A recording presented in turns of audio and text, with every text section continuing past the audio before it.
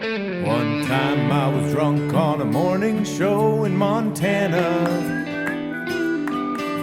The host asked me if I had a nickname. Said my friends call me the Dirtbag King. She said it on the air, I started giggling. Hasn't had me back, but now I've got this podcast. Welcome to my podcast.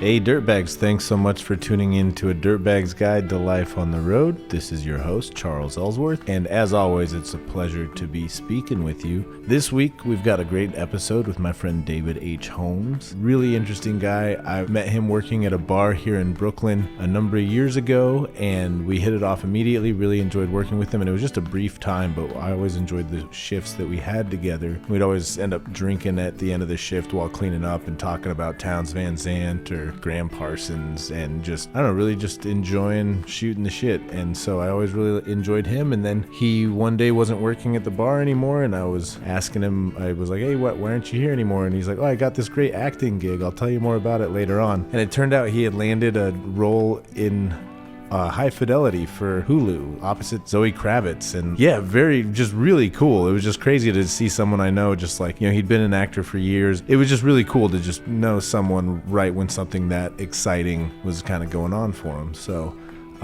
we haven't spoken in years, or haven't really been able to sit down and talk in years, and so it was great to just have this conversation over the podcast, and I'm glad we were able to record it and you get to listen to it. It's a really, I feel like, inspiring conversation. I needed to hear a lot of the things he had to say. You know, the as I like to say, the pendulum's been swinging back and forth as far as my relationship with my music and the effort that goes into it, and you know, what you think you're getting out of it, and you know, sometimes it feels great and other days it doesn't feel as good. And speaking with David on the day that we did was really good for me, and he had a lot of things that I really enjoyed hearing, and it was just great catching up. I think you all will enjoy this episode, and I'm really excited for you all to hear it. But first, a quick word from our sponsors. As usual, my Patreon is the main sponsor of the podcast, and pretty much that's the case because if you want to support the podcast, the best way to do it is through Patreon. Go to patreon.com/Charles Ellsworth and check it out. You can see it's kind of like a subscription where you get to sign up for whatever level you want in exchange for different things that you get from me, and it's the best way to directly support the show, best way to directly support me as an artist, and it's a really cool platform in which I get to show you guys kind of what I'm up to. And I think that if you like the show, if you like my music, go to Patreon and, you know, sign up to throw us $3-5 a month, whatever, you won't miss, and it makes a big difference for us. One of the things that you can get in return for signing up for Patreon at the $10 level or higher, you get a shout out from me on this podcast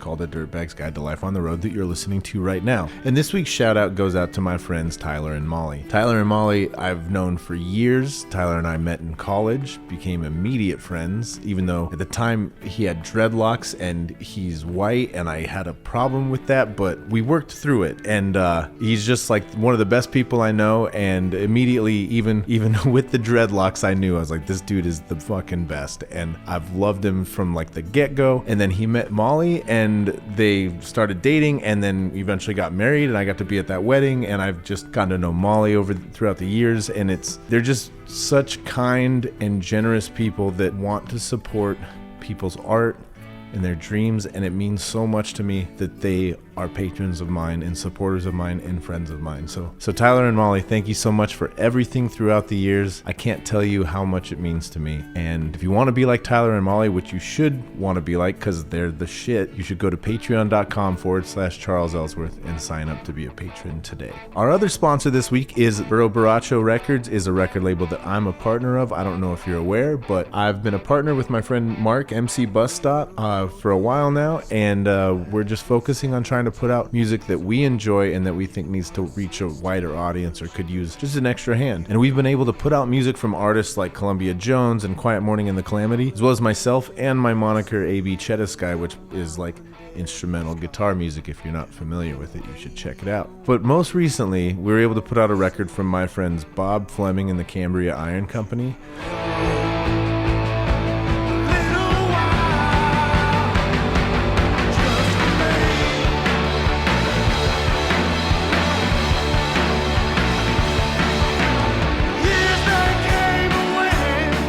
Their new record, Remnants, is just a fucking killer record. I really love it. From the minute I listened to it, I was like, damn, this record's so good. And I was so honored that Bob and Don and everyone approached us being like, hey, we'd like to put out this record and we'd like to put it out on vinyl and we'd love for you to kind of be a part of that, Burro Borracho. And Mark and I gave the record a listen and we're just like, fuck yeah, we would love to help out however we can and be a part of it in whatever capacity we can. So Remnants is the new record from Bob Fleming and the Cambria Iron Company, out on Burro Borracho Records, and please just go check it out wherever you listen to music, Apple Music, Tidal, Spotify, YouTube, all of it. Go check it out. Follow Burro Borracho Records on Spotify. Follow Burro Borracho Official on Instagram to keep up with what's going on with the Burro family. And now, without further ado, please enjoy me sitting down with my friend David H. Holmes talking about life in the biz.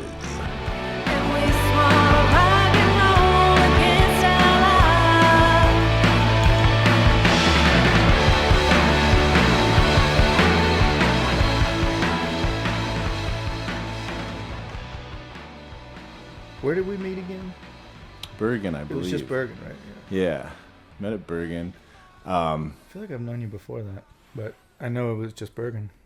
Yeah, what's weird about that is it's like, I think about like how long we just ended, like I was there for like a little over 2 years, I want to say. So like, and it's been over 2 years since I worked there. So like when I started there, it was like 4.5, 5 years ago. Yeah. Which is wild.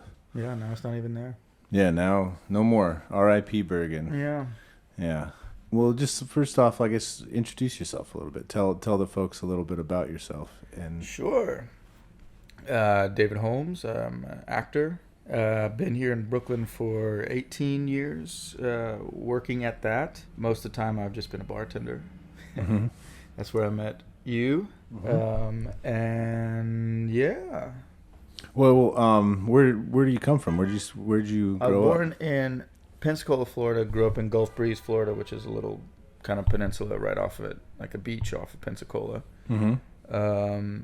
And for those who don't know, Pensacola is the furthest north and west you can get in Florida until you hit Alabama. Oh, okay. We're basically the bottom of Alabama, right next to Mississippi. Gotcha. A couple hours out of New Orleans. It's like it's the bottom of the deep south. Yeah. It's as southern as you can get until you hit the Gulf of Mexico. So really, yeah, that's wild. And so you lived there pretty much all the way through high school. All the way through high school, and then left right after I got out of high school. Yeah, were you the whole time growing up just like rearing, waiting so you could get out? Kinda. I mean, I liked it. It's a beach town. I had good friends. Like, it wasn't the worst upbringing. But then, when I realized I wanted to be an actor, and I had took a trip to New York the summer before my senior year, mm-hmm. and I met up with some friends who were older and had already moved here, and like I stayed with them when I got a taste of like the New York life, mm-hmm. and the actor life. I was like, I know what acting looks like in Pensacola and Gulf Breeze. There's a great community theater scene there, and it's fun, and I learned a great deal. But I knew that obviously New York is the place I need to go if I want to continue this and make a living out of this. Totally. So, it wasn't so much like, God, I get out of here. It was just like, if I didn't want to have a career, then I would stay.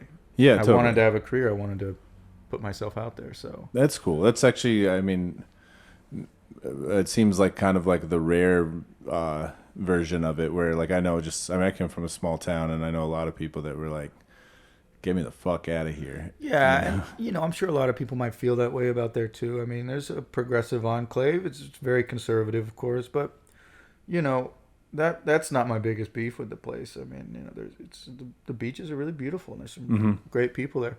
I think I was just really incredibly fortunate to know what I wanted to do at that age. I think a lot of people don't know. I mean, they have interest and they have like things they want to do, but I was so incredibly clear on exactly what I wanted to do. Uh-huh. And how did you catch the acting bug? Oh, sorry, I didn't mean No, I'm just saying that's what motivated me to make those decisions. Totally. How did you catch the acting bug? Like what started it? I don't know. Just performance stuff. I mean, I was in like the little church plays, mm-hmm. And then you start to kind of develop a comfortability being in front of a lot of people and and it's fun. It's a fun way to express yourself. For whatever reason, I just gravitated towards it, and I was okay at it, and I seemed to be comfortable on stage, and so that develops into doing the local community theater, to doing some dinner theater even. I was, it's the Artful Dodger in Oliver at some dinner theater. Oh, really? Yeah, and then there's the high school drama stuff, and that's where you make other friends that are like-minded. So, it all just kind of just fit. Yeah. It just kind of seemed to like be the natural fit for what I wanted to do. Totally. That makes sense. And that's really cool. Do you have any like really interesting stories from like the early, like the dinner theater stuff, or like, I don't know. It's just the thing about that dinner theater experience is like, looking back on it, I think it was obviously a lot different than how I perceived it at the time. Because I was a kid. I was, like 10 or 11. And, these were like adults. I think like the owners like got, sued and run out of town for like just, like I guess there was probably some shady stuff going on. But I always remember these two older actors who I guess now must have been like fucking my age, or maybe even younger, who played like the older characters in it. And I always think about those guys because they were just so sweet and so nice, and like I think they just traveled around and like just performed wherever they could. And I've kind of come to really appreciate that type of person as I've gotten older, and I've always gravitated to those kind of jobbing actors. And I don't know, I just really appreciated just meeting those guys. It's not even anything specific about what they did. It was just their presence. And I remember like when I came here to the city, I had just turned 18, so it felt like I was still 17. And maybe like a year after, one of the guys in it, like, I don't know how, because I wasn't on Facebook. That wasn't even a thing. But like, I guess he still had my number, and he just reached out to see how I was doing, and we met up in New York, and just saw what he was doing and everything. It was very interesting, because I was definitely a child when I worked with him last, and to just kind of like share a beer, even though I wasn't legal to drink a beer, but share a beer over, this like, now we're New York actors. Yeah. Felt really interesting to me. It was kind of like full circle. And so you, right out of high school, just moved to New York, didn't go somewhere for college first, or? Well, I thought about the college stuff insofar as like, me and my mother went to, a couple of the local, as in like 4-hour drive away or less. Like colleges, Gainesville and whatnot. Yeah, Gainesville. I think Flagler in Georgia, and one of the other ones I can't remember. And like I toured the grounds or whatever, did all that stuff, and I just kind of realized, and we both just kind of realized, because we don't have a lot of money, and I realized we're going to spend a lot of money just for me to get into debt and then come to New York 4 years later anyway. Right? So I was like, but I discovered during that trip that I came before my senior year, I discovered the school called HB Studios in the West Village. It's not a degree granting institution. Its only accreditation is its reputation. Like it's, Pacino went there, so and so took classes. Like all these different, bigger actors at least took classes there. Uta Hagen taught there. She's a very famous acting teacher and actress. And I audited a few classes, and I fell in love with the place. And I was like, well, this is way more affordable. It's in the heart of it, and it's not like taking me out from auditioning. Because what I noticed about all these other programs were, they were isolating you for 4 years so you can work on your craft, and then the intention is to get out into the world. And I mean, that could be valid. Everyone has their journey, but I always think it's good to be auditioning as you're learning, even if you're 17, 18, 19 and you're fresh. Like, just you need to hit the ground running as best you can, because you're going to have years of auditioning and not getting stuff and failing. So might as well start as soon as you can. Totally. Because what they don't teach you, or what they try to teach you, and maybe they just don't do a good enough job at it, is the auditioning aspect of it. You can sit in a room full of other like-minded students and like tear your guts out and work on like really tough material, but if you don't have a facility to walk into a room with a casting director and nail it, or work really hard and do really good in those 3 minutes they give you, then none of that matters. Like, you have to have a facility to do that. So and I'm not saying HB even has like an audition class, but the fact that I was auditioning and the fact that I was being put out at the same time as I was studying has just been really helpful. Well, because you're learning both aspects of the craft at the same time. Maybe not through a teacher, or that's kind of like, I went to film school, and it was very theory based. We did some hands on stuff, but it was mostly like watching films and analyzing them and blah blah blah. But so I got myself a job editing for a local TV show when I was in college. Because which college did you go to? The University of Utah. Nothing super special. Yeah.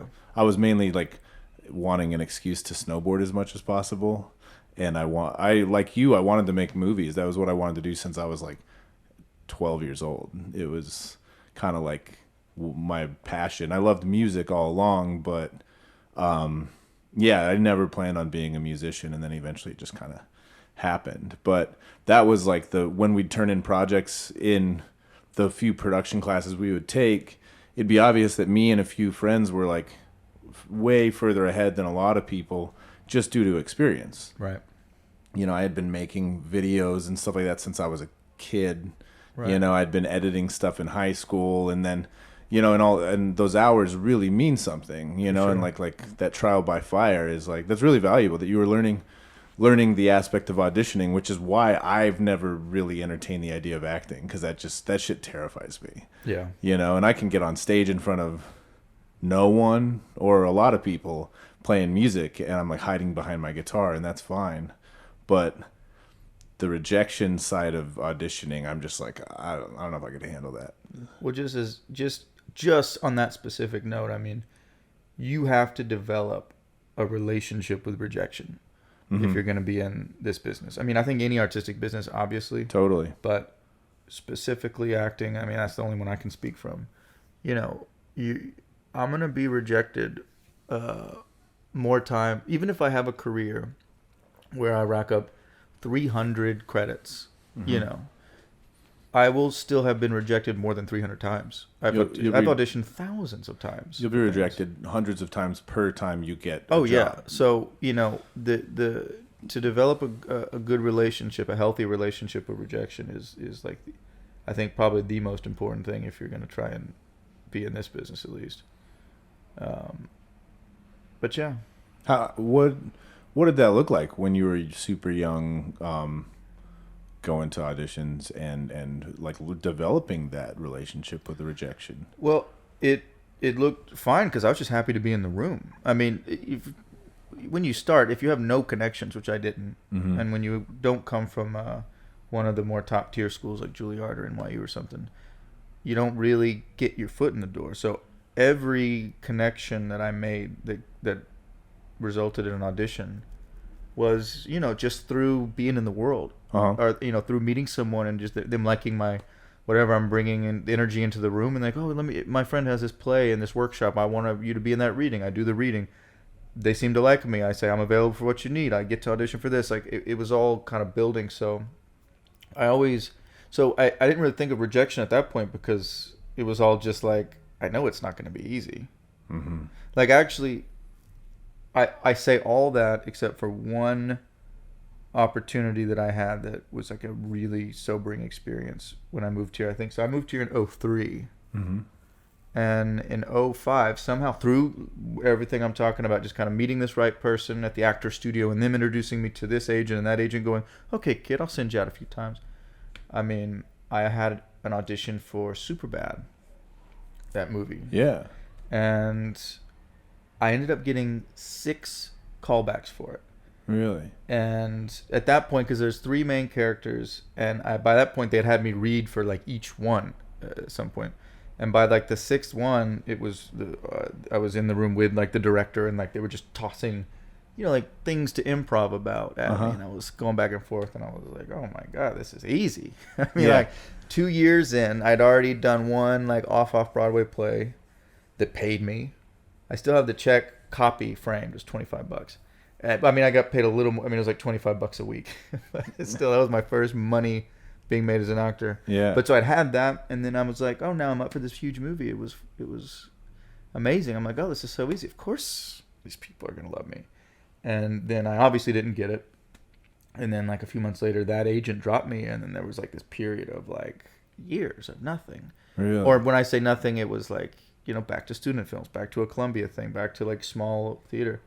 And I think that was really important for me because, of course, I was bummed. But a part of me even then realized, I was like, well, you didn't think it was going to be that easy, dude. Like, you can't just... It is what it is. No, totally. And that's, I mean, there's that,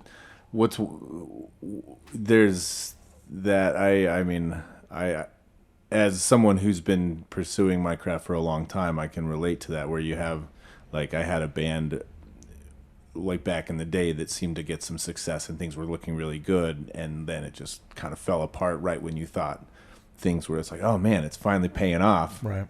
And I, for years, have looked back on that and been like almost grateful for it, because it's like, dude, at the time I was like taking the wrong drugs, you know, like you know, experimenting with the wrong shit and pursuing a life that was like not really genuine to what I'd really want to pursue now, or, you know, like not really being true to myself.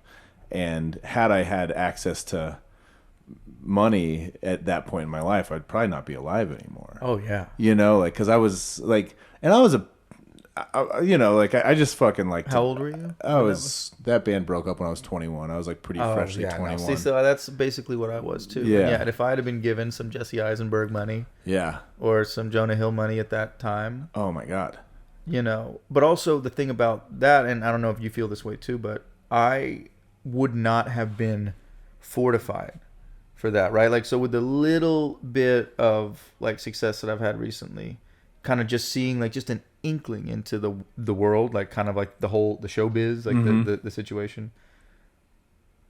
If I were to deal with that as a 21-year-old without all the life experience that I've had up until now, it would have probably been terrible. It'd have been what it was going to be, but I would not have wished that upon myself. I'm much more fortified at this point in my life to kind of handle whatever comes my way. Totally. Good or bad. Yeah. And you appreciate the good in a lot of ways way more than you ever would have. Yeah, well, you know, God, yeah. And I still on a daily basis catch myself taking way too much shit for granted. You know, like and because I think that this pursuit of a creative passion, or like just like pursuing a creative life, can really, it's like developing a relationship with rejection or disappointment, you know, and it can really beat down on you, and so then you kind of, it's really easy to miss the good things or to take some things for granted, and then I don't know, now these days I try and like make it like an effort on a daily basis to be like, take a moment, like you got this beautiful dog and a great apartment and you live in New York City and you wanted to do that for most of your life and you finally did it, you know. And it's like, I don't know, it takes a moment to, because everything, it's like, well, yeah, I've been in New York for 7 years and it's all like in the realm of complacent if I let it be, you know, or like, oh, this is annoying. It's so loud. My neighborhood's so loud, and I blah blah blah. And it's like, this is what you signed up for. This is what you wanted. Yeah. All you ever wanted, and now you're like annoyed by it. Yeah. Come on, take a moment. Let's step back, and like really look at your life. Okay, things are pretty fucking great. Yeah. You know, there's some things that I've like, oh, it would be nice if this would come through, or if like, you know what I mean. But it's like, I don't know. It's important to take that step back, I guess. And that just comes with maturity and age and all of your life experience. I have there's this workshop of friends and collaborators, other actors that I started going to within the last like 6 months. This friend of mine has this big house, and she's an actress that I know from the actor studio, and she has people over and we workshop things. Cool. And today we didn't have anything to workshop, and it was just a bunch of actors sitting around kind of talking about, you know, their disillusionment with their career and just like kind of where we all are at, because you know. And this guy said something really interesting, is that at least in our profession, I don't know what it's like, I'm sure there's something similar in guys that perform music live, but over the pandemic, because our art had to stop, unlike painting or writing or whatever else, because our performing art had to stop, we had to really kind of take stock of why we do it, what we get out of it. You know, totally. It was a true, like on a universal scale, everyone that does something performative in front of people had to stop. And so it kind of caused a lot of people to have a reset. And to his mind, it's made him more grateful, right? You know, kind of like what you're speaking on, like practicing gratitude. Because also at the same time, we can all sit and go like, I'm not getting the right amount of auditions, or I'm not where I need to be. The other half of that conversation was, you know, complaining about, well, there's this film I did, I don't really like it, but I have to start doing press for it, And it's like, there's a kid out there that has never done a film and would love to have that problem. Totally. And so we all kind of had to try and figure out what it means to be successful in this business, right? Like, or any kind of business, obviously, but it just made me think about something that I was told a long time ago by my acting mentor. His name's Austin Pendleton. He was my teacher. He directed me in a lot of things. And, he's had a wildly up and down career. Like, he was the stuttering lawyer in My Cousin Vinny. And, he, like, discovered Philip Seymour Hoffman and mentored Ethan Hawke as a young man. And, like, he's written plays. Like, people, kind of laud him. But he's still like this schlubby guy that, doesn't get auditions or work sometimes. So he's run the full gambit. And the thing he said about success is how you most easily define success is how you handle your disappointments. Because there's really no other way to do it. Because no matter who you are, you're going to have a disappointment in whatever endeavor you're doing. Totally. And if you handle your disappointments with bitterness and with self-flagellation or whatever that's negative, then that shows you how successful you are, which might not seem very, because you're not putting out good energy about it. Yeah. But if you take, your disappointments and you learn from them, or you navigate them, or you change your relationship to them, whatever it is, then that kind of is it's a better indicator of how successful you are, to me. Yeah. No, I love that. I really dig that, because the pendulum's been swinging hard for me lately as far as like being happy and being disappointed, or like questioning my career choices and all of that stuff, and it's like, and like I said, it's been swinging wildly. Same with my relationship with New York, of like going from being like, I hate this place, is miserable, and the reason I'm miserable is because of this place, to being like, oh, I love New York City, everything's perfect, and like it's so manic, right? Yeah, and it but that's how, like, I've been feeling a lot the past several months about like music and just touring and all of it, is just like, sometimes the disappointment is not being handled super well in my own brain, and then having a moment like this and being like, no, there's lots of things to be really grateful for, and I really love that your success is defined by how you handle your disappointments. That's really valuable. Yeah, I've tried to make it a practice of just walking around every day, because I like to walk just because it's a beautiful city to walk around. And, just kind of going through things that I'm grateful for and things that are going really good in my life, And,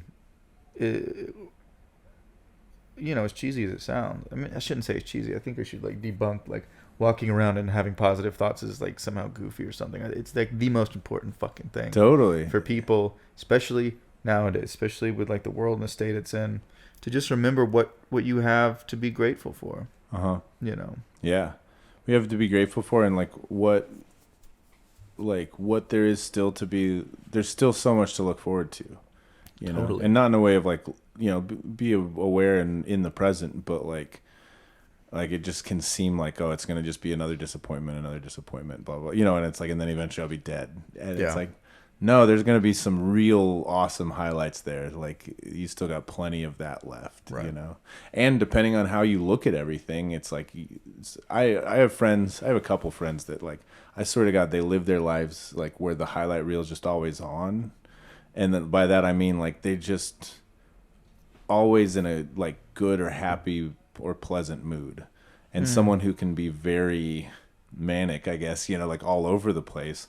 It's really nice to meet people. It's like, oh, that's a possibility. Like you can, and I asked my friend Georgia about it recently, and she's like, honestly, when there's plenty of times where I'm upset or I want to be angry or crabby, or she's a bartender, so I want to be upset with a customer or whatnot, but that shit lives with me for so long that if I don't make an effort to be nice to everyone, it's just like my day is that much worse. Oh yeah. And I'm just like, oh man, I just don't give a shit. Like, fuck you, and then I forget about you. You know what I mean? Which is probably not great. But right.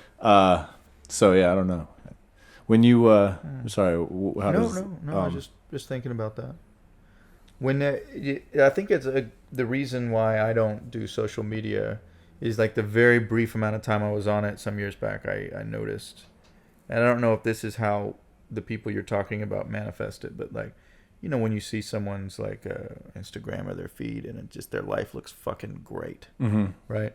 And then let's say you know them personally, and then you start really talking to them about stuff, and their life is, you know, in kind of shambles. Yeah. But that what they put out is like this kind of like positive thing. So I think there's also like there's a dark side to the fake it till you make it sometimes, because like kind of like what I was experiencing today when talking with all these other actors is like, it's really nice and vulnerable to be sitting around people who are all just being really honest about, you know, how scared they are, or you know, they don't feel like they are where they should be, or whatever, you know, kind of like you're saying, like there's times where you hate to see it, time where you love it. I mean, like, be honest about it. Just like kind of once you let it out, you're able to kind of exercise it a little bit. Yeah, definitely.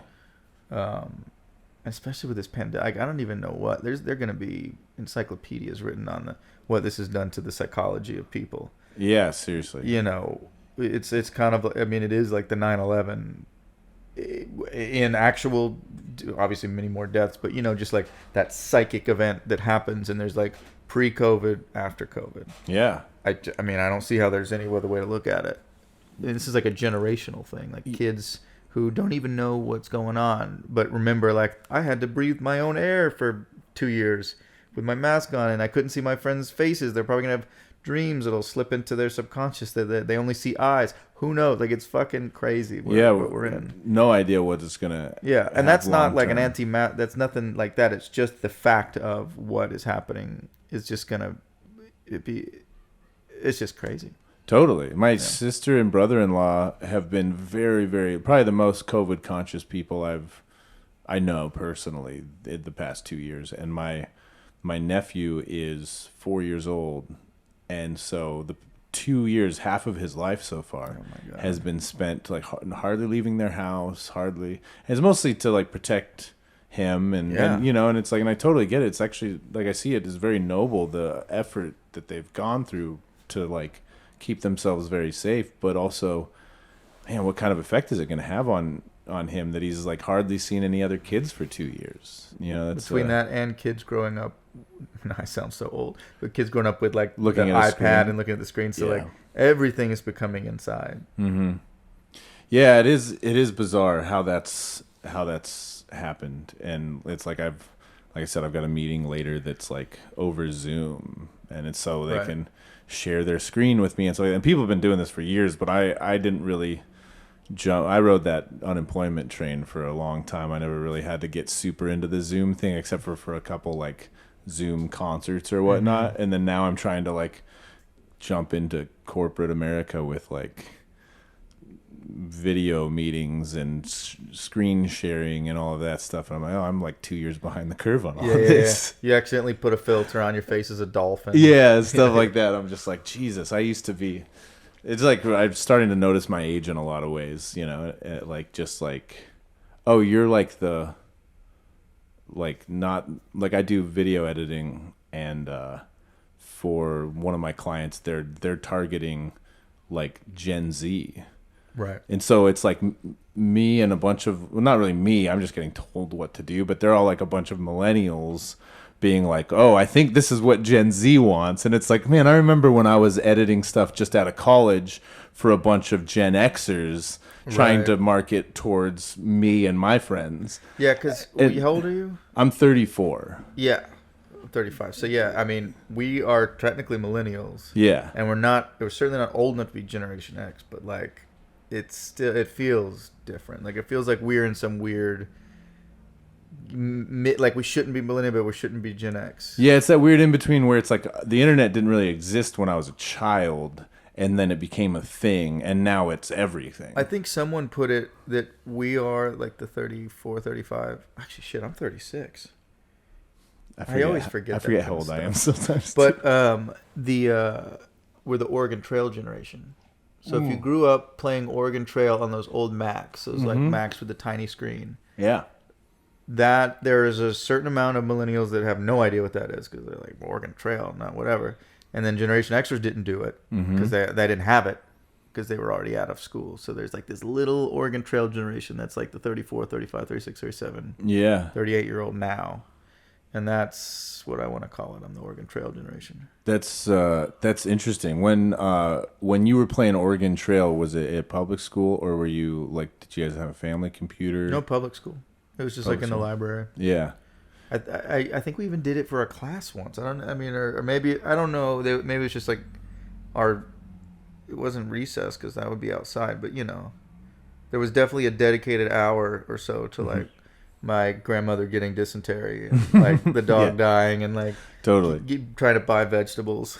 Yeah. No, I remember being in like computer lab.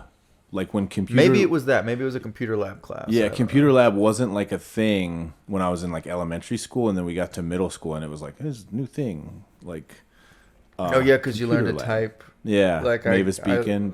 Mavis Bacon? Home row. What's Mavis Bacon? Mavis Bacon was a program we used to learn how to type. Well, that sounds actually kind of familiar. Yeah. I haven't thought about this in years, but yeah, you learn home row. I learned how many words per minute I could type because they could test you on that. Yeah. I remember in junior high having, this is kind of a weird tangent, but having like we had a typing class and I got to the point, because I think this speaks volumes to how my brain works. I got to the point where any conversation I was having, I was picturing myself typing all the words as I was saying them. And I was like, I got like really fucking fast at typing. And like to where, but it was like almost like I couldn't, after that class ended, I couldn't stop it for like a few months. Like I couldn't stop myself from just anything I ever said, just typing it, like picturing it.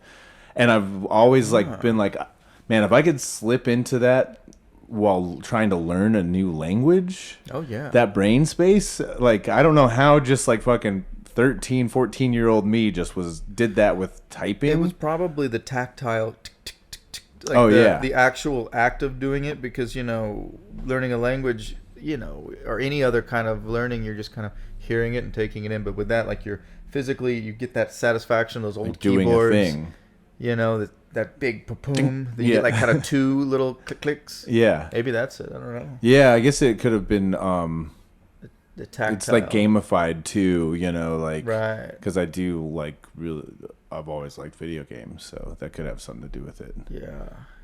Yeah, and I'm really competitive, and I wanted the fastest in my class, there you so go. Like that's probably. But it was just like I remember being like, even thinking like, dude, I can't stop my brain from thinking about every word like this. Like that's crazy. It was weird. It was wild. If anyone's listening and knows what's wrong with me, please shoot me an email.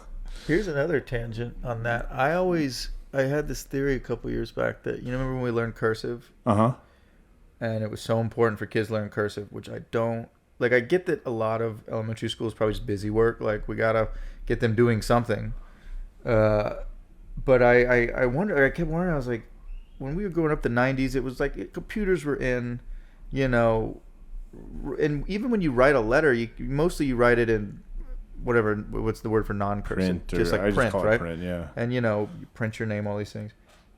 I never understood why we had to spend so much energy on cursive, and then I had this flash, and I was like, oh, it's just so that we know how to sign our names on contracts.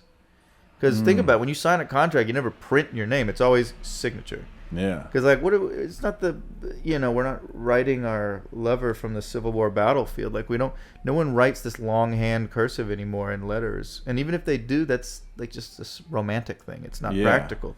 And I was like, oh, the only practical application for knowing cursive is to sign our name. When else do you use cursive? Never. Never, right? Yeah. But you know it because you know your name. Yeah. I wouldn't probably know how to do anybody else's name very easily. I'm just so used to doing mine, but Yeah, I might still be able to like write some stuff in cursive, but I'd be like just making some letters up. Yeah. Anyway, I used to do that like in like homework that was supposed to be in cursive. I'd just be like, and that's how a lowercase b looks. Right, you know what I mean? And some of them you look at and you're like, that's an S. That was an what S. The fuck or like is the that? G. Yeah. I like doing them because it's just kind of fun, but it doesn't look like. It's just weird. Yeah, it's a dead language. It's like Latin. Yeah, and for some reason that's the only Do way they still to teach like kids make cursive a these days? I wonder. They have to, because how else would they know how to sign anything? I mean, like, there's no you don't print your name when you sign. I guess now everything's DocuSign and everything's on online. Now it's just but like a still, computered version of. yeah, but still you got to make a cursive. little squiggle or something. Yeah. But yeah, I don't know if they teach kids cursive. I'm sure That's they do. Yeah. Email me at dirtbagsguide@gmail.com. So Yeah, if you're a teacher and yeah. you can tell me if you're still teaching kids cursive. Yeah, thoughts on this? You guys still hit kids with rulers? No, I'm just kidding. Yeah, right. So the time that things kind of were slowed down after the Superbad audition, you said things kind of like dropped off for a long time. What were you doing during those times? Just like practicing your craft? Yeah, living. I mean, I always would take classes. Mm-hmm. I'd always be in friends' little things or the occasional short film. But it was a long period of nothing for a long time, especially career-wise. But also I was like young. I was 21, 22, 23 in the city. So, I wasn't bartending yet at that point. I was a pedicabber for many years, bike taxi. Oh, got you. Did a little bit of bike messaging. Got a lot of different little odd jobs before I finally just succumbed to okay, I'll do the waiter thing. Yeah. Seems a little more easy and flexible on the knees. But so yeah, I was just kind of maybe not as focused as I should have been, but I was trying and mid-20s in New York. Focused, yeah, just going through life stuff. Yeah, I get that. I moved here mid-20s, so yeah.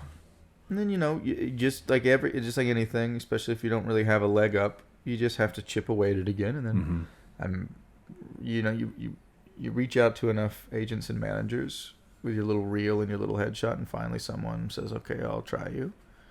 And then from that you get auditions, and from that hopefully you get something, and then it starts to snowball. I remember I got my first Law and Order in 2012, and that was my first big TV thing.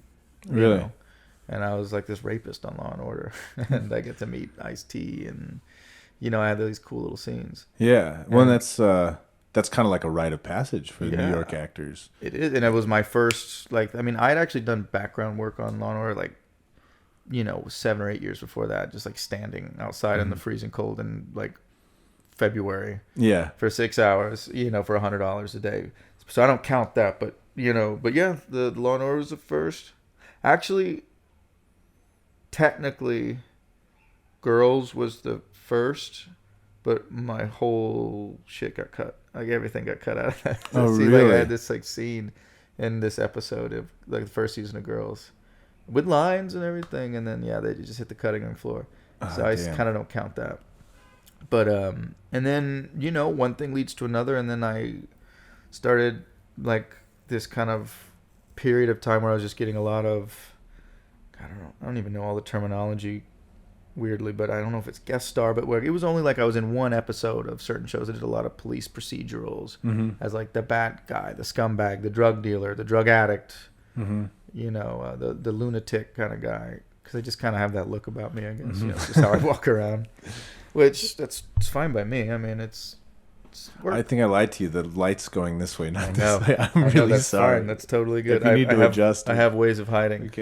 An actor always finds his light. Yeah. I guess the light found you this time. If only. That's one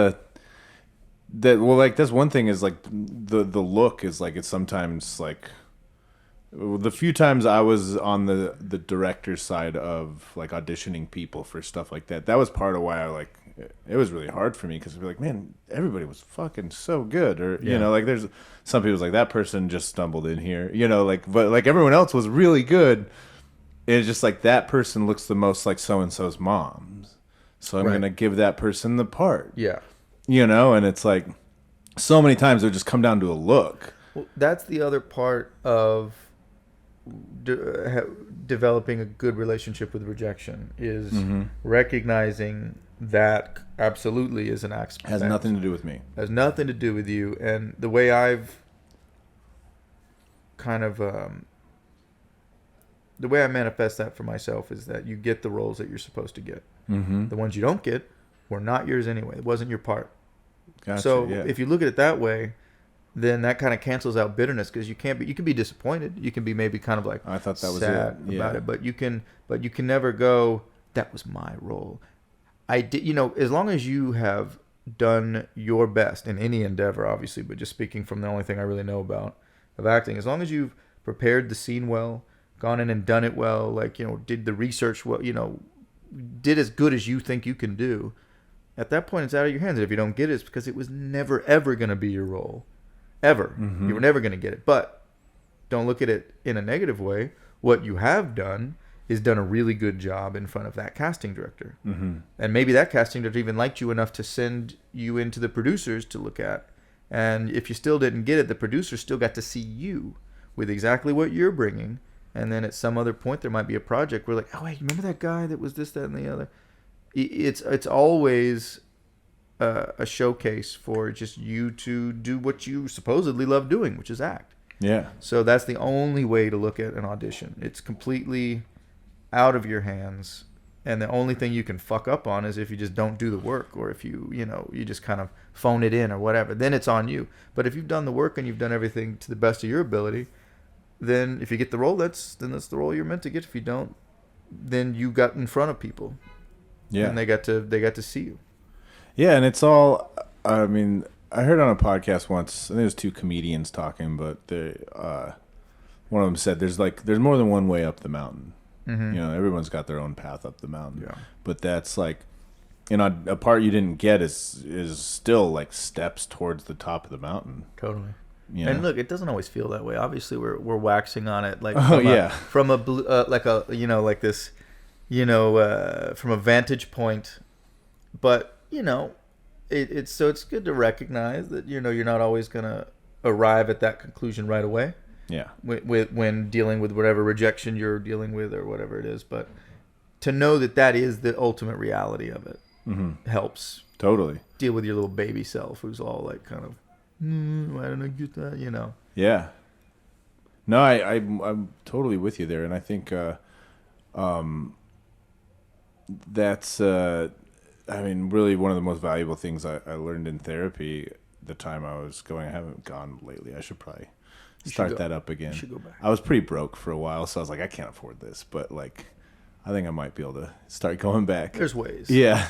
But one of the things that was really valuable is like, it's like, I forget, she said something along the lines of the point isn't to like change your reactions to things, because like a reaction is something you really don't control. It's involuntary. But controlling it, or like containing it enough to where then you can choose how to respond to things. Mm-hmm. So like you can be disappointed by something, like that's a very totally natural thing. Mm-hmm. But like continuing to be disappointed about the part you didn't get for longer than the day you got the rejection isn't doing anybody any good. Or turning it into bitterness. Yeah. Or turning it into something like self-flagellation or something.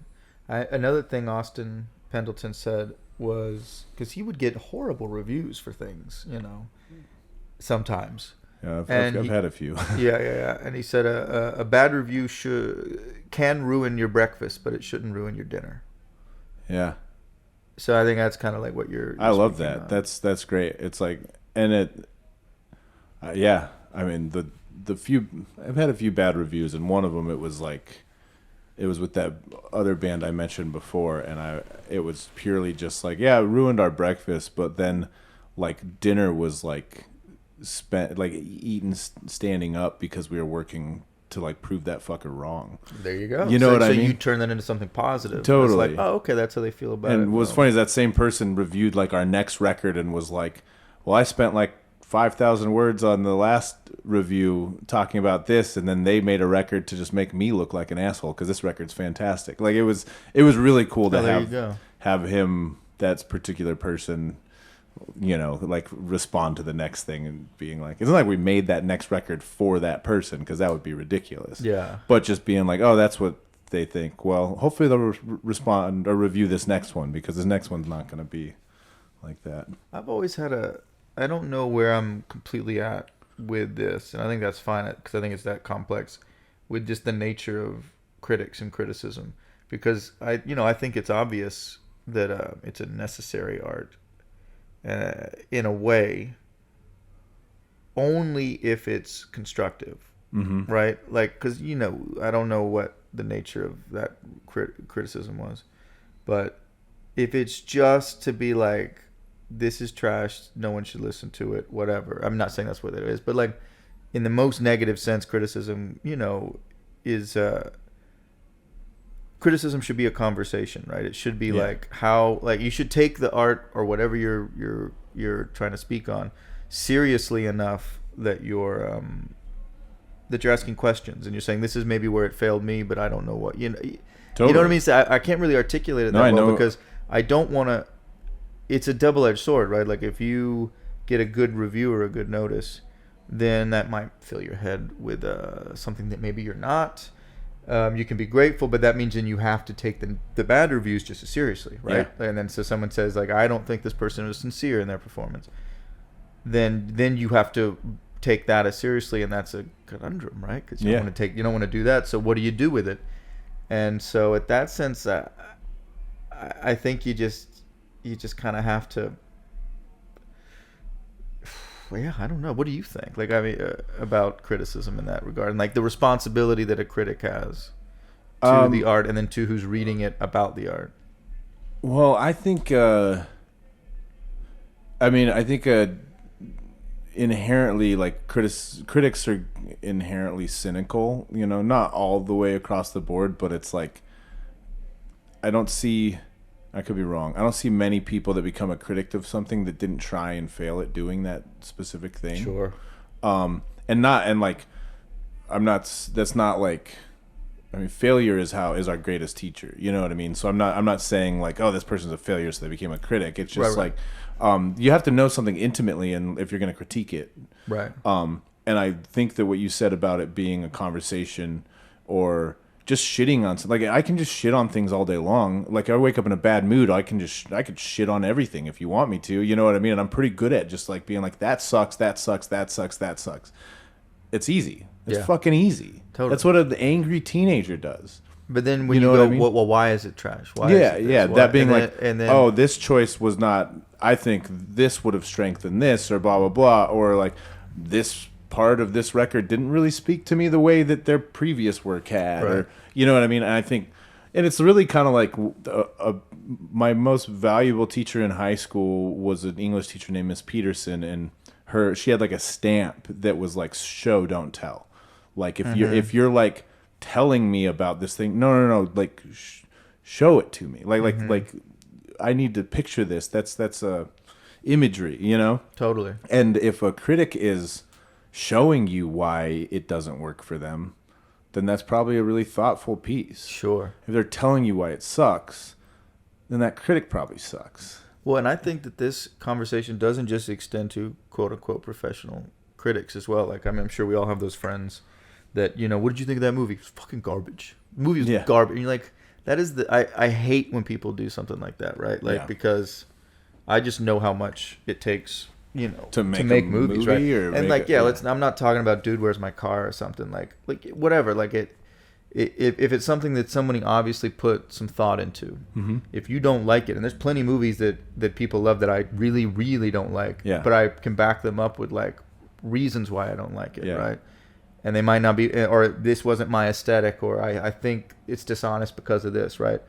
So I think it extends to everyday people too. When they're thinking about a piece of art, I think it's too easy to be like, kind of like, well, that's garbage, or like, that's a piece of shit, or this, that, and the other.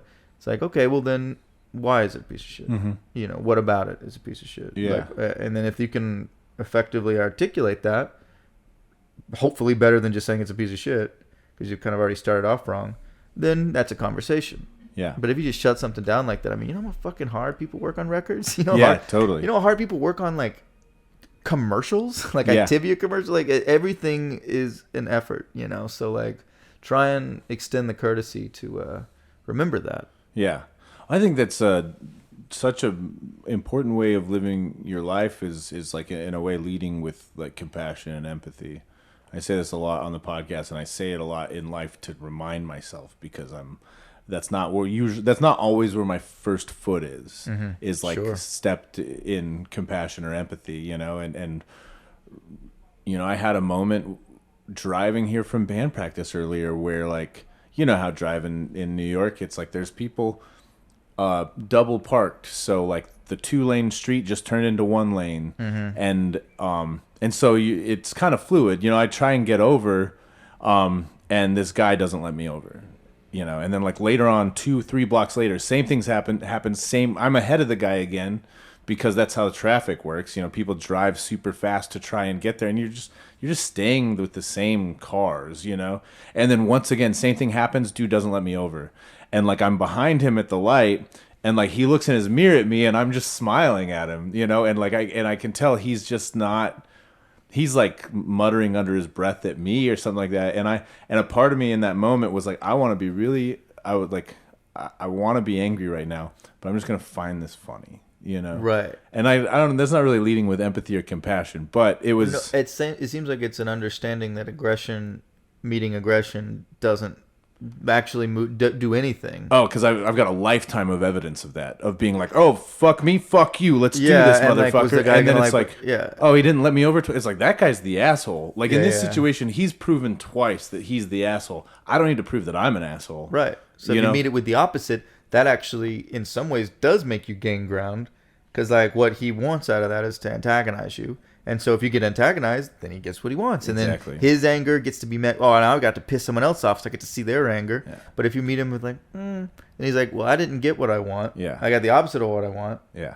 Then you're in a good place, and now he's probably not in a good place. But that's fine. Yeah. Well, and hopefully he saw my smile and was like, oh, that didn't affect him. Maybe whatever's affecting me or making me an asshole shouldn't affect me so much. Right. That's very much wishful thinking. Yeah. You know, but in a way that is an empathetic way, is what I'm trying to say. Yeah, no, I guess you're right. That's I was trying to put it into an example of being like, well, but it was like, no, that specific situation, like sometimes I'll have someone, and it could be me. My bass player Jared's really good with this, where I'll be like, that son of a bitch, blah blah blah blah blah, and he'll be like, well, what if this just happened to them, and blah blah, you know, and I'm like, probably not. He's like, but you don't know, man. Like, yeah.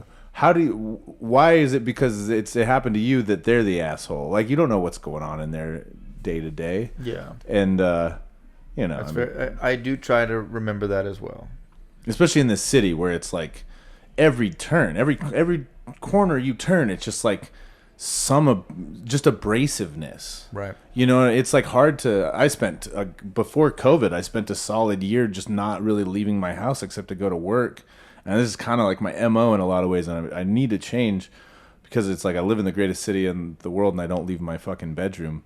But it's like I'm just so hyper vigilant and just like anxious about, it used to be like running into people I didn't want to run into, but in some ways, but also like it also turned into this just like not wanting to run into anybody. And I can't walk out my bedroom door without running into. I have 4 roommates, you know, right. And like when you're like, it's like almost introverted to the point where it's like, it's like, fuck, I can't think of the word right now. Like it stops me from living my life, you know, which is weird because I'm also extremely extroverted. So. Right. Yeah, I've wondered how this, the pandemic and everything, and the isolation from that has like. You know the people that you knew before the pandemic that were introverts, and like the last thing they wanted to do was go out to see, you know, your friend's band play or go to a movie with something, like they just love being inside. Like now they have a medical, you know, and societal reason to say, oh no, I can't do that. I wonder what that, I mean, are they in heaven right now? Are they still in heaven? Did it force their introspection to go to even more unhealthy places? You know, like because it's everyone's doing it. Like it's not like you're not looked down on anymore, or at least for a while, for staying in and not seeing people and not interacting. Like that was like the president mandated. Totally. That you should do that essentially. So like, I just wonder what that was like for true introverts. Yeah, for me, who's like kind of once again like on that spectrum, like or the pendulum swings back and forth. It was just I mean, it is kind of like I don't know what I'm trying to say. I haven't left my house or done nearly as much shit since it's been quote unquote okay or acceptable to do things. I've done like way less. I don't do anything. Yeah. Because it's like, well, now I don't have to. You know, Right. but then like a couple weeks ago, it was last week, there was 3 shows in Manhattan 3 nights in a row that I wanted to go to. And I'm like, fuck, that for me that's just anxiety inducing thinking about going all the way to Manhattan 3 days in a row. And before COVID, would that have been a thing? Yes and no, depends. I'm really good at going places if I'm going to make money. If not, I don't want to leave. Yeah. You know what I mean? It's really yeah. weird. It's sad, and I'm trying to like No, I get break out of it a bit. But really, at the end of that week, looking back and being like, all 3 of those shows were actually 2 of them were great. The one in the middle, I went to, found out the person that I wanted to see had to cancel because of some emergency, and was like, "Sweet, I'm gonna go home." Yeah. You know, they were like, "You should stay and watch the other bands." I'm like, I watch bands I don't know for a living. I don't want to do this I'm sure they're great, but like I spend so much of my life watching bands I don't know. Yeah. I'm gonna go home. Yeah. But at the end of those 2 shows, being like, in that week, and every time I'm a little more social, looking back and be like, that was great. See, this is good. You like this. You like people. People are okay. You know. And but then you spend like 4 or 5 days without seeing many people. You're like, I don't really know if I want to see people anymore. Right. I don't know. That's probably a bit of a tangent, but how do you fall on the scale? Do you are you super extroverted, introverted? I feel like I'm, maybe it's a cop out, but maybe it's very similar to you. I swing back and forth with it. Like I love just sitting home listening to records. I love it. Like that's if that's all I had to do all week, I'd be very happy. But I also love people, and maybe it's just like the years of working in bars. Like I also love a good time, and that involves people. So it really just depends. And in fact, I think that's kind of a more healthy way to look at it, because the reverse of that is you meet these people that always need to go out every night, and they need to go out and they need to have people around them. Yeah, their friend, like they can't go to a movie without someone else. They can't go to a bar without someone. I love going to a bar and just sitting there and reading. I love going to a movie by myself. I mean, if there was a friend that wanted to come with me, then that'd be fine. But if I couldn't find anyone, you just go watch a movie. You're sitting there. It's right there. I have a good, again, relationship with being alone. And so, yeah, I feel like it's just a time and a place. And sometimes you get too much alone time and you need like to connect with people again. Because at this stage in my life, I try to only surround myself with people that are really healthy to be around, right? Yeah, and totally. so again, that's also part of the problem. Like if you have a problem with seeing people, maybe you're just hanging around the wrong people, But if you're around people that are actively trying to better themselves or actively trying to assess their own mental health, then you're gonna be in good company, and you guys can like kind of have a good time. Yeah, I mean that could be part of why I struggled, is especially in recent years, because like pre-COVID, I guess at this point, I mostly quit drinking a few years ago, and like I might have a beer here and there, and like I've got my own rules with it, and I'm totally comfortable with where I'm at with it. We don't have to go super into it, but Sure. That used to be my mostly just to save time. I don't really care, but but that used to be the thing, is like, I can go out and I can be social because I've got this thing to like this social anxiety checker of like beer, like, or cigarettes, or all of the things, tequila, like, and then trying to find a new, or like realizing most of my network, that's how they enjoy each other's company, Right. is with substance, and like I smoke lots of weed, I do mushrooms, and like I do all the things. Just booze is just like really not that appealing to me anymore. Like I don't know, it's just like not that fun for me anymore. And so that is where I kind of struggle, where it's like hard to find a group of people that, like, by the time everyone's had 3 beers, there's like, it sometimes feels like there's no reason for me to be here, because whether people realize it or not, I can tell that you've had 3 beers, and it's like kind of like, I don't know if it just starts getting uncomfortable for me. So maybe that could be it. Maybe part of like my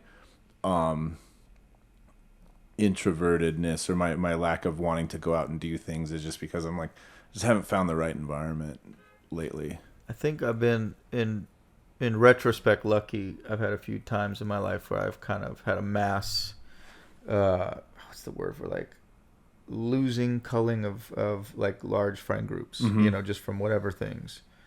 And, sometimes you miss some of them for certain reasons, other ones you don't. But because of that, I've had like multiple opportunities to kind of start from scratch with people, with new people, and develop relationships, that are sincere and, emotional, but over pretty quickly, and I love that. I always find it really nice meeting new people and kind of seeing where they're coming from, especially this stage of my life.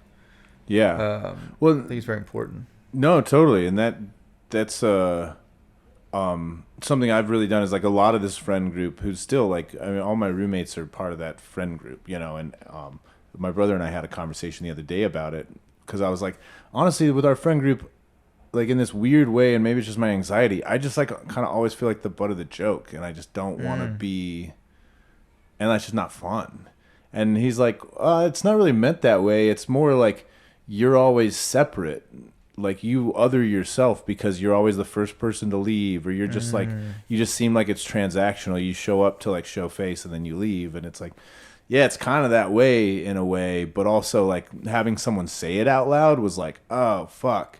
It's like the times I've hung out since then, I've tried to be like more engaged, or like I'll just zone in on one person who I'm like, I've known you for 4 years now. You and I have never had a one-on-one conversation because we're always just in this group of people who's like a fucking hurricane at times. You know what I mean? Yeah. And that's been really good for me, is like just like looking for that quality, genuine connection. And even if it is, I'm just here before everyone has 3 beers, because really I just don't, it's just not fun for me to watch people get sloppy anymore, because I think I see old me and I'm just like, you wasted so much of your life being just, and it's like everyone else loves doing that. And me now, I'm just like, you could have been, it's like you say mid-20s, a lot of wasted time. It's like, fuck, I could have been a little bit more, I don't know. I think that's why it's interesting you say that, because I think I know a fair amount of sober people, and a couple of them are bartenders.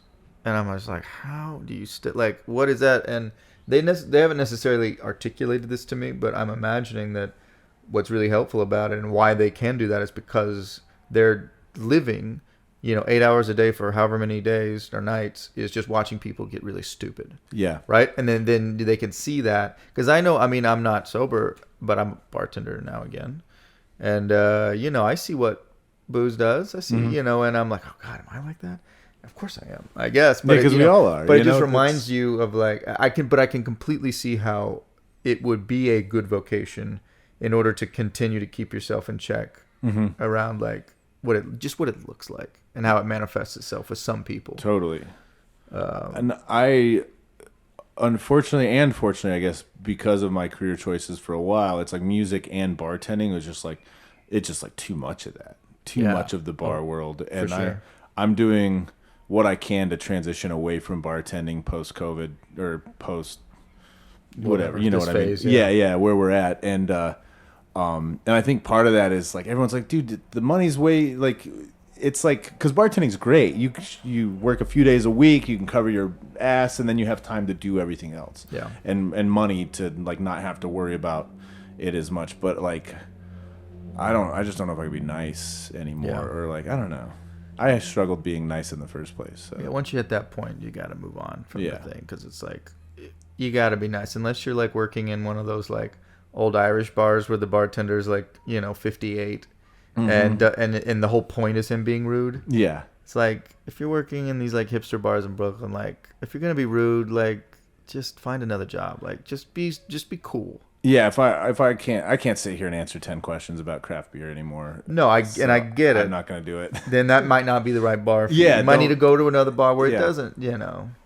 Someone asked me like, what's your favorite drink? I said whiskey, and she said, that's not what I meant. And I'm like, I kind of did, but like, what am I gonna like? I know what you wanted from me, but like just the way she asked, and to qualify, she said, what's your favorite drink? She didn't say on the menu. Yeah. So to be clear, I can have my little snottiness too, but I step back, and then I was like, okay, I get it. I like this drink. It's really good. You're gonna love it. Like my bass player Jared, also he bartends, and he's like, anytime someone tells me to like make them a special drink or something like that. Make them like a vodka soda. Oh yeah. You know, because it's like it's not my job to tell you what to drink. I can make suggestions, but like if you're gonna give it to me, I'm gonna make you the easiest drink I can make so I can get to the next customer. Yeah. Anybody out there listening that thinks that that's a good question, the way you know how to ask that is if you see the bartender and if they're wearing like the leather apron, have a really nice haircut, you know, bow tie. They have like bow tie mixology. That you know you can tell they put flame to orange peel to this. They absolutely want to fuck around and make you something. Yeah. Anybody else is not wearing a leather apron with the cool haircut and like the, you know, like 75 different things on the bar that they have to include in a cocktail. They don't want to do it. Yeah. They don't. They want to make you what's either there or what you want. Yeah, and the only caveat is if even if that person in the leather apron is busy as fuck, just order a drink. Oh yeah, well, and you know, like all of this means nothing if they're busy. If they're busy, know what you want. Get up there, order for all of your friends at once. Give them the money. Like make it as easy as possible for them, and you'll be their favorite customer of the night. Yeah. All you got to do is make their job easy. And if you've never done their job, just think about what it takes to do that job. Yeah. You know what I mean? It's like again, empathy. Empathy, compassion, yeah. And oh man, and I couldn't spend another minute of people treating me like I was dumb because I work in service. Yeah. And I know it's got way more to do with me than it does to do with them. It's like my own shit, but like someone assuming I'm dumb like drives me up a fucking wall. It's interesting because I almost feel the opposite. Not that that's necessarily wrong, but if they think you're dumb and they treat you dumb, then that has more to do with them. Again, it's kind of about how you react to it, right? Like if someone makes you feel dumb, that shows how much of an idiot they are. It has nothing to do with you. But how you manifest that with yourself. Totally, and that's I mean that's the work I've got to do is to like not be so self-conscious about or whatever or like whatever that reaction is that like fuck you, I'm smart or whatever, whatever that is. That's the work I've got to do. I guess that's what I mean. That it's got more to do with me than them. But like, no, you're totally right. Anyone who treats any sort of service worker with anything but respect is fucking trash. Yeah, you know. But then again, it's like. But then again, you know, like I've been a dick to people who didn't deserve it because I was having a shit day. Yeah. So like, I guess you just assume the best in people. maybe a service worker killed their whole family. You never know. Yeah, that's true. At Denny's. Man, I really like where this all went. Yeah, so man, me far. too. So I do want to tie it back into acting. In like once you got your first Law and Order. Mm-hmm. And then you started getting some procedurals and things like that. What is, I don't know, just tell me about like those few years, like 2012 to, when did we meet? 2017, 2018? Yeah. No, 2018, yeah. 2018, yeah. 2018 we met. I mean, you know, it was just kind of incremental success. And then my longtime agent at the time, her name was Barbara Andreata. She was like the old school New York agent. She was like glamorous. She had like photos of herself in her 20s just looking like a bombshell in her office in black and white. She didn't have a computer. She only called on the phone to the casting. He's like, "You gotta love this kid." Like she had the old voice. She was fantastic. And then she died out of the blue. Oh no. You know, which kind of like sent me reeling. First of all, because I love this woman. Mm-hmm. And she had truly gotten me, you know, where I was at that time, which is a lot more than a lot of actors can say. Like I'd had like 10, 12 credits to my name. And so when she died, it was really tough. And I was kind of like left, you know, kind of floundering. And like the interim people that kind of took over that agency, they were very sweet and kind, but I just felt like I needed to move on. So then it was that period of back to like, I have to find an agent again. Mm-hmm. Luckily I have a little resume. I'm not just like off the streets, but you know, I got to hustle again and, you know, scratched up an agent, scratched up a manager and started auditioning again. Mm-hmm. And then, you know, what's crazy is like, it's amazing to see back to how you handle your disappointment thing and just how many hills and valleys are in this career. Because then, you know, I get this big gig, the show High Fidelity. Mm-hmm. and everyone's like off to the races. Zoe Kravitz, this is a great property. It's on Hulu. It's reviewed well. Like, you know, the reviews were good for it. But, you know, it came out during COVID, and you would think that'd be a benefit. But for whatever reason, they decided to not renew it for season 2. And, you know, I kind of took that for what it was. I got that information, you know, during COVID when there was nobody making anything. Yeah. So I was like, okay, I'm just going to ride this out. And then when things start, you know, coming back, I'm like, all right, I'm starting auditioning again. And, you know, soon enough, your savings start to run out. And you're like, okay, I guess I need to be a man and start making some money again. Yeah. And so now I'm back, you know, working at a bar. Mm-hmm. And, I mean, I'm still auditioning. I still have the same agents and managers. But, you know, anybody thinking about this business needs to understand that I am in no way unique. Someone like getting like a big opportunity after 17 years.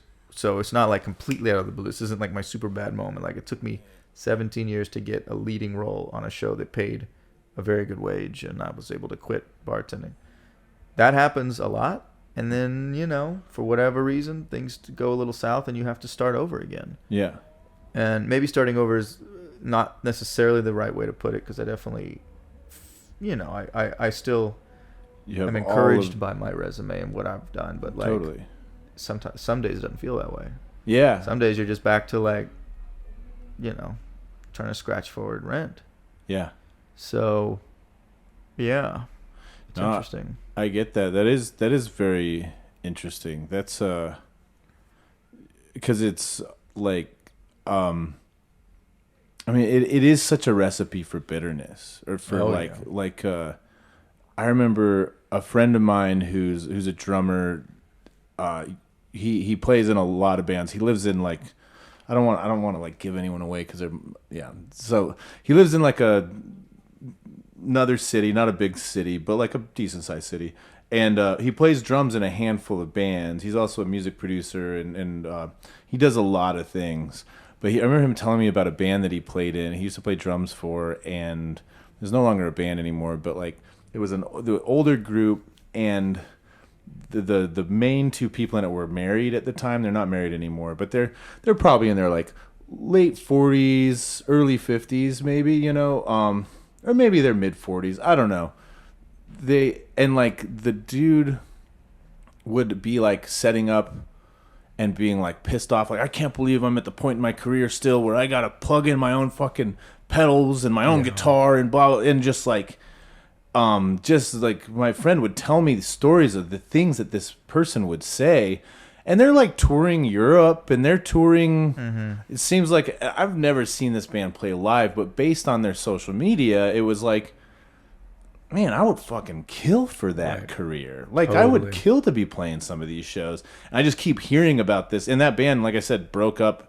They got divorced. Like, that dude, I don't even know if that dude plays in a band anymore. It was Fleetwood Mac. Yeah, you know. Damn it, you caught me. Stevie Nicks is also a friend. No, and so it's just like, and I remember hearing that story, and this is like 2016, 2017 when I'm hearing about this, and I remember being like, Jesus, if I ever am that guy, just take me out back and shoot me, please. Because, because I mean, I say this all the time. Like, if you and I worked as hard at, like, some job as we do at our craft, you know, or like if it was the right job, like working for an ad agency or something like that, it's like, yeah, I'd be much more stable, and I'd probably make a lot more money, and I'd have to deal with a lot of stuff that I don't want to deal with, corporate, all of that stuff. Like, it's just like, it's not me. But like, so I don't know. I try and keep that in mind. It's like, if you don't want to do this, don't do it. Right. If you, like, playing music or acting's like the one profession where, like, you're supposed to get good at it, but you never get to do it. I know. You know what I mean? Like, actors don't get to just go fucking act. Like, that's not, you know what I mean? So it's like, which is why I hearken back to what I said about auditioning. If you have an audition, you're so fucking lucky. Not just because you have the audition, but it's a chance to act. Because you're exactly right. Like, yeah, you're a singer-songwriter. You could sit all day long in your apartment with friends. You can play your music. But unless you're very fortunate to be surrounded by a group of like-minded actors that like to get together and workshop things, which you should absolutely seek out if you're trying to be an actor or are an actor or whatever, then you don't get those opportunities. So you need to take every single one of them as a chance to do that. Yeah. Yeah. Well, and if you, like, I often say that my playing music's a compulsion for me. Like, it's compulsive. Like, I can't not play. If I got free time, I grab my guitar and I start working on a song that I've been working on, or a new song or whatever. And like, I feel like acting in a lot of ways kind of has to be that way. Like, if it's not something that you need to do, maybe you should do something else. I started thinking in a literal way with that. Like, acting is like, this like one day I'm like this British banker. Yeah, every day you're playing. Yes. It's some like Charlie Kaufman movie where like every day I had this thought, and I don't know if I should say it because if I'll ever write it out. Yeah, nobody listens to this podcast, so like it's not anyone's going to steal your idea. That's a good idea of like this film or short film of like these two actors. So you don't know they're actors. It's like a guy and a girl, and it starts and they're having this fight or something over whatever it is, and then at a certain point, like you realize that they're reading off this script, and then you're like, oh, they're both actors and they're working on an audition, but then like in this Charlie Kaufman-esque world, you never know actually who they really are, if they really are together, because you're seeing their life through the lens of all these auditions that they're good actors. They're not like, sometimes, when you make movies about actors, they're actually, it's kind of funny that they're bad. Yeah. These are really good actors. So like each time you see them in whatever situation, you're like, wait, is this now a real thing? And they go, oh no, this is actually another audition. We haven't gotten to the real people yet. Okay. Interesting. I don't know. I thought. No, I like fun. That a lot. That's if someone can write that and make it good, then before I can, then go for it. Well, you should audition David Holmes for it because I'm available. Yeah. What if you wanted to, like, or say if I ask this to every time I have an actor on here, which is like 3 times I think, so I haven't had tons of actors, but I always ask this is, if I wanted to go out and start acting next week, or like I wanted to start pursuing an acting career, like what would be your advice to me as step, like not necessarily step 1, 2, 3, because like that could be boring and that's too much thought, but like what would you say, like in an impractical as or just advice, and then practical, like these are the steps you should take, I guess yeah, give me steps. Yeah. Let's see, like I think some of this, not to overthink it too much, but some of it is dependent on like kind of just what your socioeconomic background is. Because if you have all the money in the world, or your parents do, or whatever, and you can get into Juilliard or NYU or one of these kind of like more prestigious acting programs, then do it, because that's really good for you, and you'll get a lot of connections. If you're someone coming from a lower middle class background like myself, don't go into debt. Don't go to a conservatory and lock yourself away for 4 years just to have money that you will be paying back over the next 15 years. Go to a small acting studio. Go to a city and meet other actors and form workshops and do plays and write things and shoot them. Because nowadays, again, sound like an old man, nowadays you have phone cameras that you can make a short film and put it on Vimeo and get a little attention. Like, just do it. Like, just absolutely, completely, fully do it, and try, if you don't have the money, to avoid getting into debt to do it. If you have the money, then fucking do it, because whatever, you got get those connections or those accolades or whatever. Like, yeah, if you can get those, then yeah, because those are great programs, and you get what you pay for. But even saying that, just because you come out of Juilliard or Yale or NYU doesn't mean you get an agent and then get a career. But it certainly helps. But just if you can't afford it, don't go into debt to go in those schools. You can find your way through the maze of show business without it. I certainly have. It might take you a long time, but here's the another main point is that it might take you a decade to even get a big job. It might take you a decade to get paid. And I think that's just one of the more important things to remember about this business, is to not sugarcoat it, to not make it this fantasy where, if you're really talented, you're just gonna, the right person's gonna see me. It's just not true. There's way too many really talented people out there, and you just have to keep at it. But it could take you that long, so you have to be fortified enough and be in a good enough place in your life to just accept that that's a possibility. Mm-hmm. And it might not. You might, like I did with the Superbad thing. You might get, well, I didn't get it, but let's say you do, and you might be off to the races, but then your career might take a humongous downfall. So I guess the point is just recognize that it's a very tough industry, and just do it with other people. Just continue to do it. If it's something that you want, then that'll be all you need, and then the shit will start coming.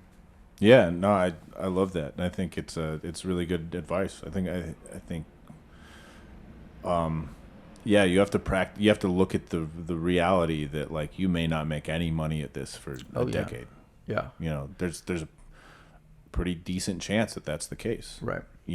That's the difference between like there's all these similarities. I talk to comedians, musicians, actors, like it's all interwoven. Like this, like part of the point of this podcast is just like celebrating people who've decided to take like the more difficult and interesting's a loaded word, but the more difficult life, like the more difficult road is pursuing one's passion, Yeah. And and another way to reframe that as well is, and not to just be like counterpointive just for the sake of it, but there's a way of looking at it that you've chosen a more difficult path if you decide not to pursue what makes you happy. Yeah. Right? Like, totally. Psychologically, that's, we've all seen the people that have spent 40 years at a desk job they don't like, just to make ends meet for a family that maybe they're even got a divorce in, and they never expressed themselves the way they might have wanted to when they were younger. Yeah. And I think that's worse than someone that I know in the city who's been here 20 years that still bartends, but they're happy most of the time, right? Like they're still workshopping or still whatever. They're still happy with their relationship with their craft and what they're producing. What no matter what that is, I guess. That's where like I was saying about my friend earlier and the band he played in. It's like, oh man, if I ever am that person, please, like, and I don't mean to be so like violent with it, but like dispose of me, or just just be like, dude, maybe it's time to like go do a different thing. You know what I mean? And I've definitely like had those thoughts a lot in the past few months as far as like. And like things are going relatively well for me musically. It's just like I'm not having a lot of ideas for new songs, and like the stress seems to be outweighing like the amount of time I get to actually play music. I'm just spending way more time doing all this other stuff that seems stupid and frivolous, which like booking tours and stuff like that. It's like it's not stupid or frivolous. It's just not playing. It's not being a rock star. Sending emails is not rock and roll. No. But then realizing like, okay, well, if you're not, just always keeping in mind, like, is the juice worth the squeeze? Is this really what you want? Could you be happier, like, trying to become a fly fishing guide in Montana? And it's like, some days I think I could be, and some days I think maybe that's what I'm going to do, But most days I'm like, kind of still want to be writing songs and playing music with my friends, Well, there is a universe where those are not mutually exclusive. Yeah, and I think actually I'm kind of headed in, maybe not fishing guide in Montana, but like I'm heading, like I don't think I'm going to be in New York for much longer, a couple more years probably. I think about like Coulter Wall, man. I mean, I know life's circumstances are different than yours, obviously, but the fact that he's an actual cattle rancher, in Saskatchewan, totally, and this music thing probably brings him some bread, of course, but if he didn't have it, he'd just be a cattle rancher, totally, and he, when he gets off the road, he goes back and does that. Yeah, I just don't have that other thing, what I mean? I don't, and I mean that is sometimes I feel like I've tried to make jobs out of all the things I enjoy, so I don't enjoy anything anymore. Which is not true. Like it's not. That's me being cynical. You were very self-aware of yourself, though. It's good, and people should be more self-aware, I think. I mean, you spend enough time alone in your own brain, you kind of become self-aware, I guess. Yeah. Maybe it doesn't work. I don't know.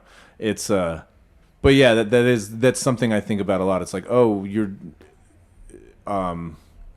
tried to make a career out of all. That's why I don't like do filmmaking anymore. Is like my first few experiences like working in film out of college burned me out. I got on a set for the first time where everyone was, and I think I've never been on a set where everyone took it really seriously, but we were actually like making something worthwhile. I've been on plenty of sets where everyone took themselves very seriously while we were just making a dog turd. Like, yeah. you know what I mean? And like, Yeah. I mean, that's, but it's like we're shooting a fucking commercial for a steakhouse.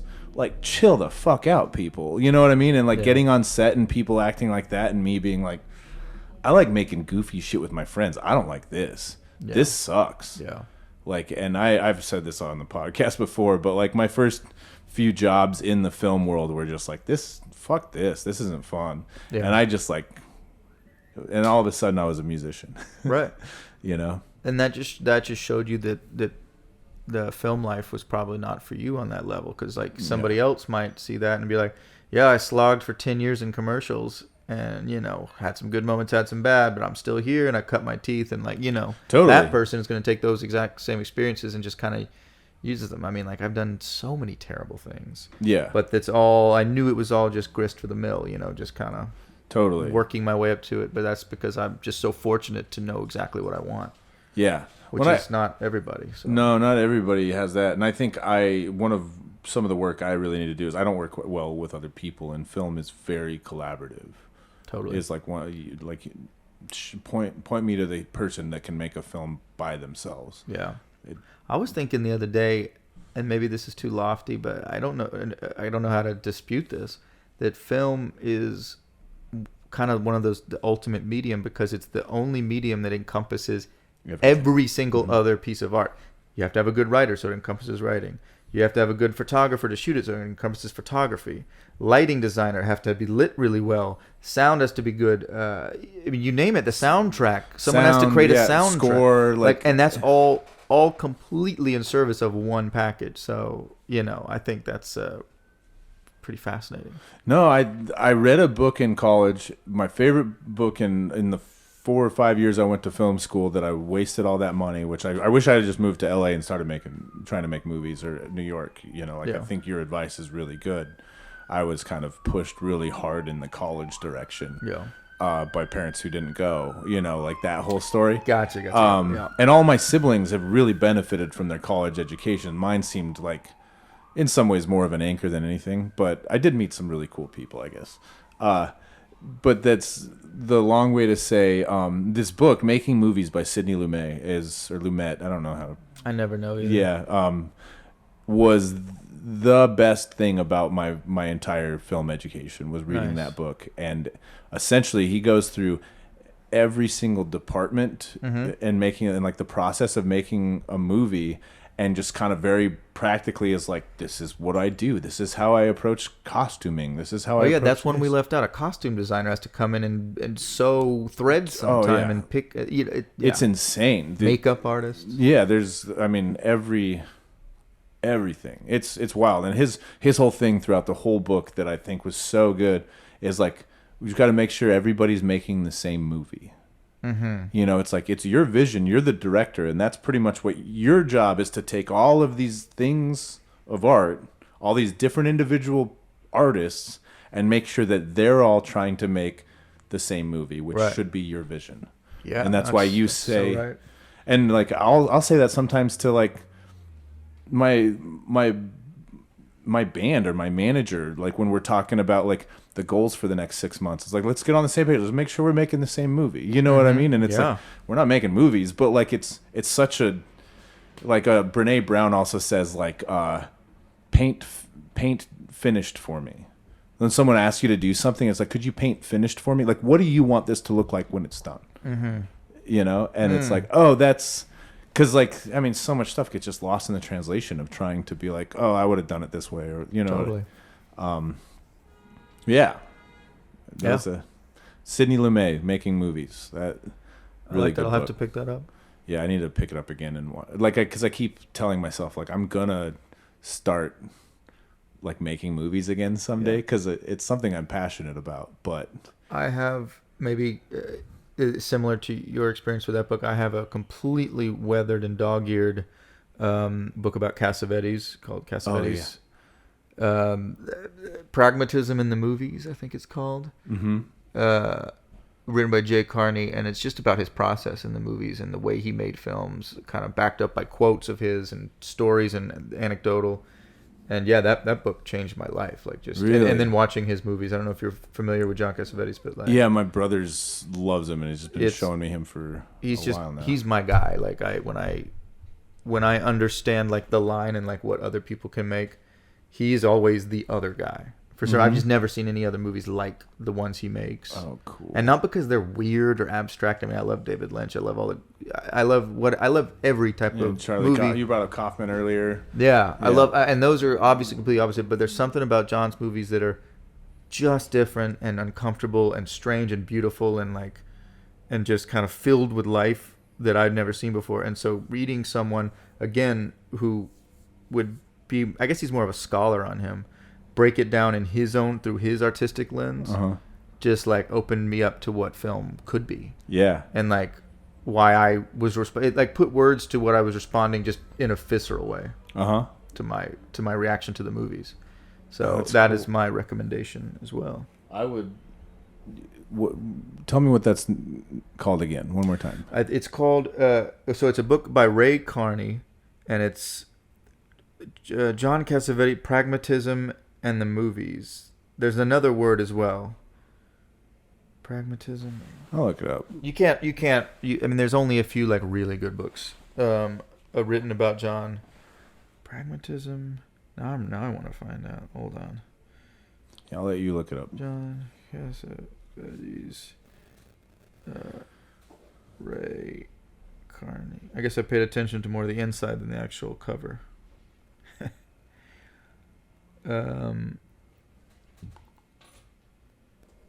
We gotta wrap up here soon. Yeah, soonish. It is called The Films of John Cassavetes, Pragmatism, Modernism, and the Movies. Oh, cool. Yeah. And I mean, like I started highlighting things that were like, standing out to me. And I looked at the book, like it's entire, like there's almost more highlighted than not. But I really do appreciate it because it helps me like refocus. Like, yeah. Oh, what did I find interesting about that, moment or how he describes the situation. So yeah, watch his movies first, though. The book is great, but you'll be kind of you won't understand it unless you've seen the movies.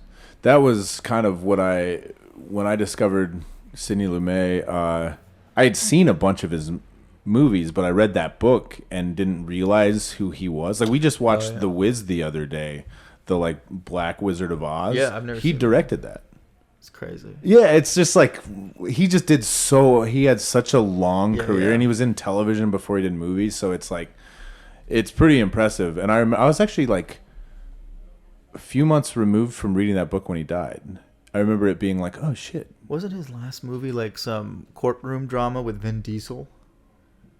Because like the pacifier? Is that what I'm no, thinking? I'm just kidding. I don't know. I am not as familiar with Sidney Lumet as I should be. Well, he made Network. I discovered Network in college around the time I read that, and like and then I was reading that and was like, oh, so then I watched like Murder on the Orient Express and like Dog Day Afternoon and 12 Angry Men yes. Like he's made what else he had? Oh, the Devil Before the Devil Knows You're Dead. That was one of his last films. Oh, with Phil Hoffman. Yeah. Okay. Yeah, so I've seen his movies. Yeah, he's great.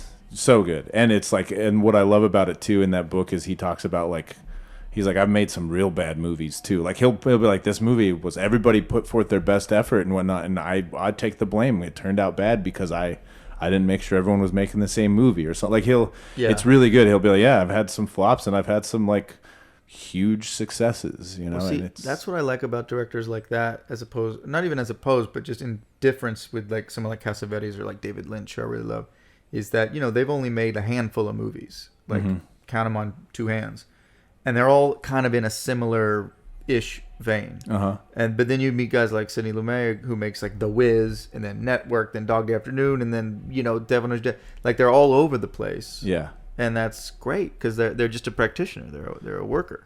Yeah, it's really interesting to hear someone like that, because around the same time in the same class, I also read a David Mamet book about filmmaking, and like love him as a writer. Did not like his approach to filmmaking at all. Yeah, and his approach to acting, I don't know his approach to filmmaking, but his approach to acting is so different than what I have trained in and what I find. It seemed to me at the time as just so utilitarian, so like. I remember saying to my professor at the time, who was like the head of the film department, being like, "This is like the Ayn Rand of like fucking filmmaking. Totally. Like I don't. It's like I get it, but like." Where's the fucking passion? Where's the, you know what I mean? Bloodless. It like really drove like 20-year-old, 21-year-old me just up a wall. Cause I was just like such a passionate little shit that like, it was just like, fuck that, you know? Totally. And it's David Mamet. Like he's obviously like way more important than me. In so, you know what I mean? Like he's like a very well regarded actor and writer and director.